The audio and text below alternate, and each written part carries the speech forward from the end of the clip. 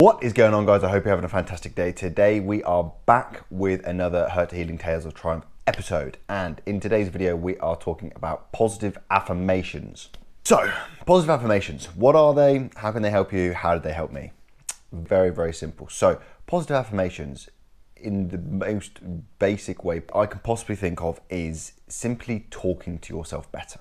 Now, I've mentioned this before many times because the way that we speak to ourselves determines massively about how we can actually complete any task in any given day.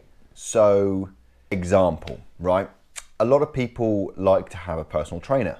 A lot of people don't like having a personal trainer. The difference between people who like having a personal trainer and don't like having a personal trainer, from a motivational point of view, I understand that there's many different factors that go into wanting a personal trainer, don't want a personal trainer, having knowledge about what to do inside of a gym, how to do it, those different kinds of things, versus not knowing what to do and how to do it.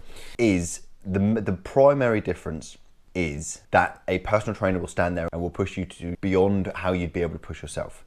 That is a big reason why a lot of people go and get a PT. So taking this back in your own life about pushing yourself. And it's not only necessarily about pushing yourself, that's not what positive affirmations are for. It's about changing the way that you speak to yourself and how you therefore then look at yourself. So if you have a bad opinion or negative view about how you look at yourself, so that would be the person you see in your head versus the person you see in the mirror. And I'm pretty sure I've spoken about that before. So there's usually, the general population, there's two versions of us. It's how we look at ourselves when we look at ourselves in the mirror with no clothes on.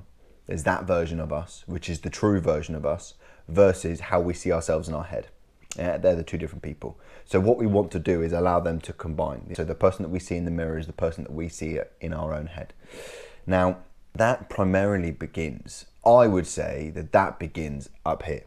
It all begins up here. How you look at yourself, how you talk to yourself, and how you view yourself will massively determine the outcome of how you see yourself. And this, I don't mean physically. Yes, when you're looking at yourself in the mirror, there is a big physical aspect to it, but I don't necessarily mean just the physical realm. Or it's in a mind-body connection. So like, there is a mindfulness to it, but there is also a physical connection to it, because obviously the mind and body are so interconnected. But the actual believing that you can be a different person, believing you can be a better person, believing in yourself, that you can do the things that you say you want to do, starts with telling yourself you can do it, even if you don't believe that you can do it. So there's a great many things that I can't do, and there's a great many things that I don't want to do, right?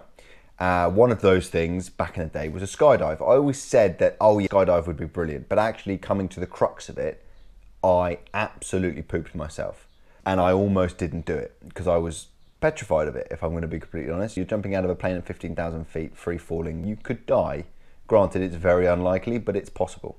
And so that was one of the things for me. So leading up to the event, I was able to convince myself that I am able to do that. So by doing that, right, so this is the going back to the person you see versus the person you see in your head versus the person you see in the mirror scenario, is that exact fact. So the person, and this correlates back to the goal setting that we did at the beginning, writing down your goals. So the goals that you had at the beginning, in the 12-month period of time, you would be a completely different person if you achieved all those goals, most likely, right? Most people want to change a lot of aspects about their life so that they can go on this journey and become not a better person necessarily, but a better version of themselves. We all want to go on this self-healing wellness path to create a better wellness for ourselves. It's just one of those things that we want to do. By going on that path, start with who you see yourself. And it's rather than who do you see yourself as now versus who you see yourself as then, rather than I want to be that person and I'm going to be that person. I am that person and I am going to be doing the things that that person does, right? So some people have argued within that point because they stand there and they say, oh, well, I can't do the things that I'm going to do in 5 years because I've not started doing them yet. And I'm like, so start doing them. Right, for number one. Or some people say, oh, well, I'm going to start. Actually, I had one of my friends say, oh, well, I can't start doing those things until I've passed my uni course. Yes, you can't do them in a professional capacity, but that doesn't mean that you can't start doing them in a mental capacity and a physical capacity because you want to be starting to be that person, if that sort of makes sense. Very famous quote. I can't remember who it's by, but it is simply, it's one day or day one. And that is such a powerful quote, because it's like, well, yeah, one day I'm going to do this and one day I'm going to do that. And in a year's time, I'm going to be this person.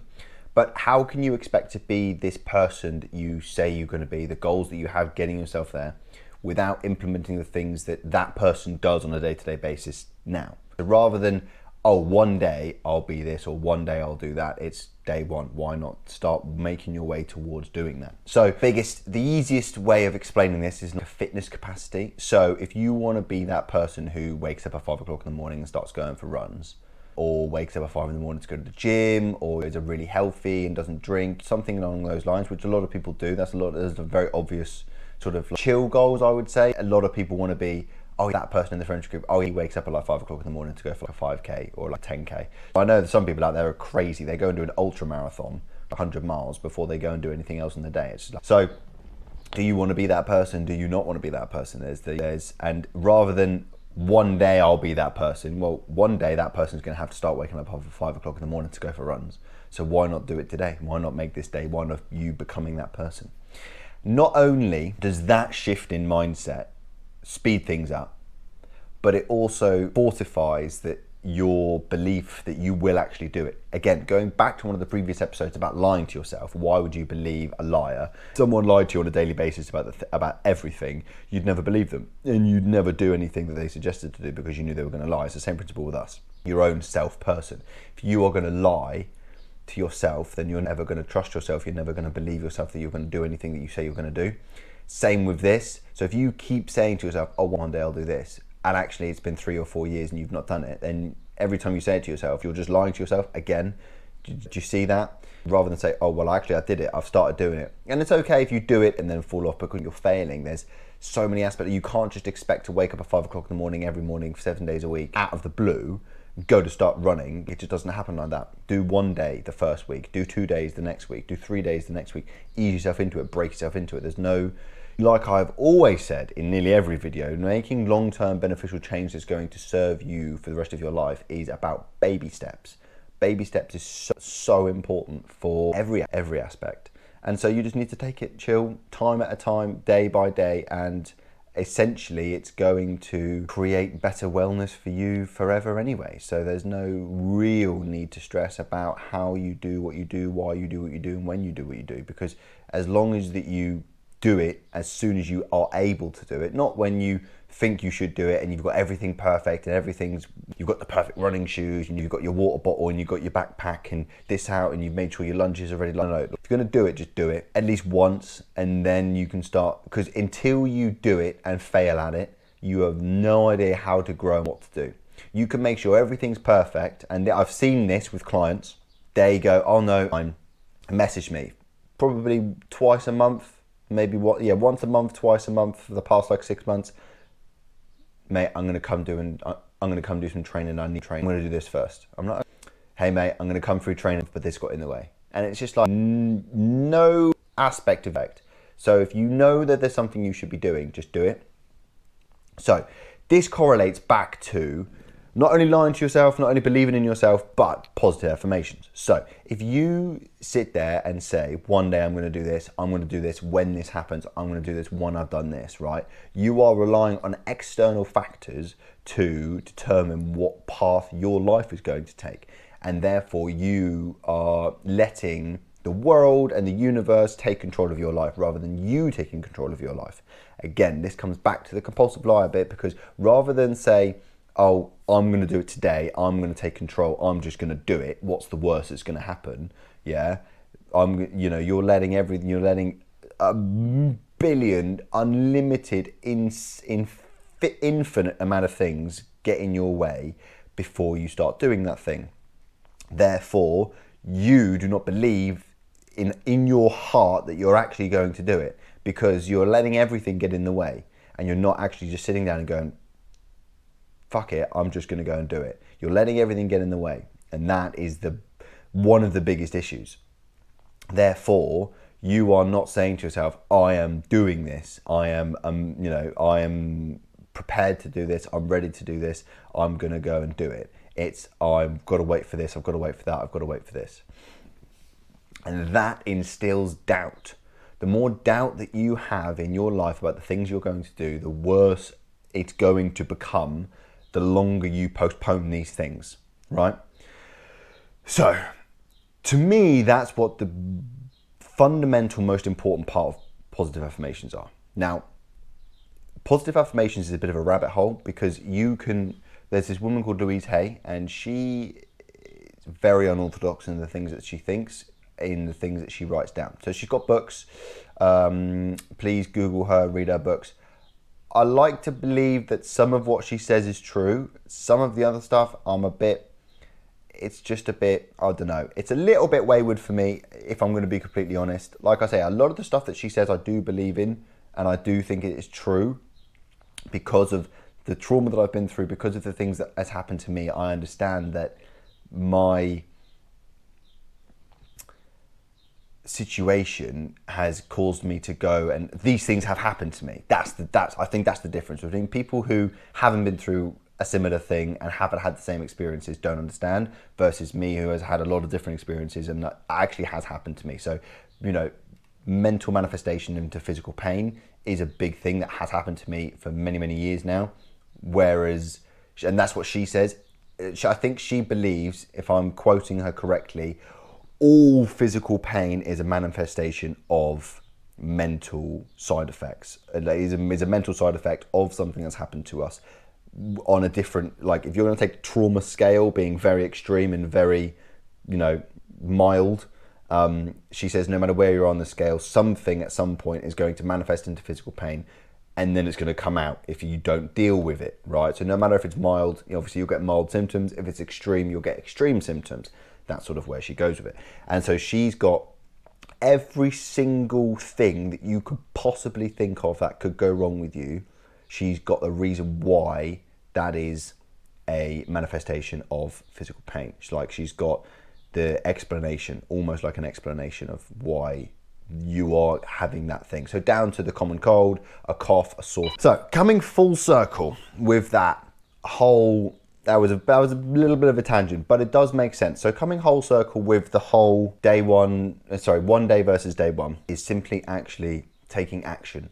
Because the more that you take action, the more that you're actually able to trust yourself and believe yourself. And then again, rather than say, oh, I will do it, which is building up those lies, building up the disbelief within yourself. It's the I'm doing it, and you can trust yourself to believe that you can do the things you say you're going to do.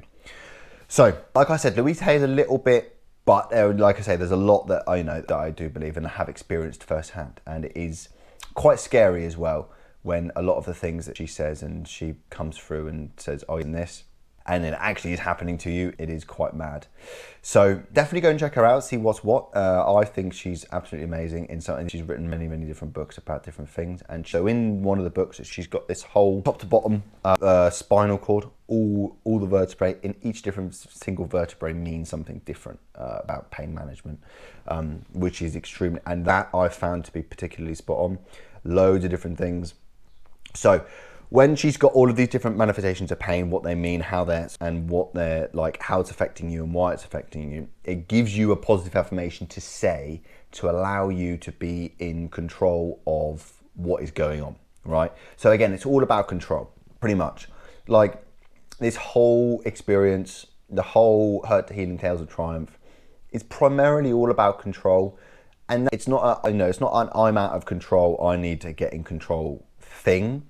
It's about being in control and taking charge of your own life, where you want to go, how you want to do it, and what you're able to actually achieve. Because not many people are. They allow the world to dictate to them what is happening. And again, it comes back to one day or day one. One day I'll do it after I do this. You're allowing the world to get in the way of what you want to do, rather than taking action and taking charge of what you want to do and how you want to do it.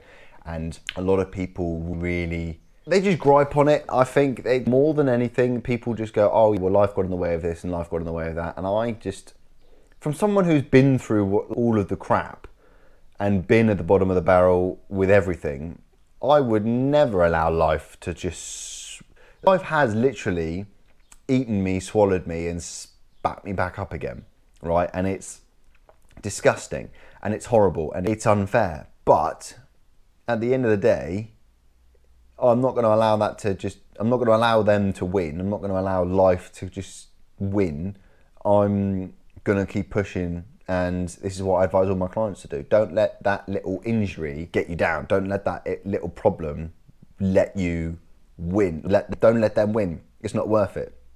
You have control. It's about what you do in that situation to allow you to continue to have control and allow you to continue to do what you want to do in life when you want to do it. That's what life's about. It's about enjoying yourself. It's about doing the things you want to do. It's about living long and healthy and happy and being with your family and doing those things. And how can you possibly expect to do those things if you don't love yourself, you don't speak to yourself properly, and you consistently lie to yourself? So every aspect of life comes back to positive affirmations. Like I said about jumping out of the airplane, right? I didn't want to do it, but I told myself I could do it, even though I didn't think I could do it. I didn't think I could do it. Honestly, I was ready to back out, but I sat there and said, no, I'm going to do it. And then before I knew it, I was out the plane. I sat in the door, shit myself, and then I was gone. I was over the edge, and we were away, and that was that. That was that. And was one of the most amazing experiences of my entire, again, in a heartbeat. Today, this week's homework is change the way that you speak to yourself. Rather than say, I can't do this, I can do this, I will do this, I am doing this, right? There's so many affirmations out there. Go and look at positive affirmations. Get Louise Hay's book for the different positive affirmations about the different things you're going through, whether it be physical pain or sensations of these things, because she's an expert in what she says and does, and she's amazing. And then implement these things into your own life, right? And start now, right now. I can do this, I will do this, I am doing this. And stop lying to yourselves, and it will make the world of difference. Please don't forget to comment your thoughts down below. Share this with someone who you think needs the support, and don't forget to like and subscribe, and I shall see you in the next one.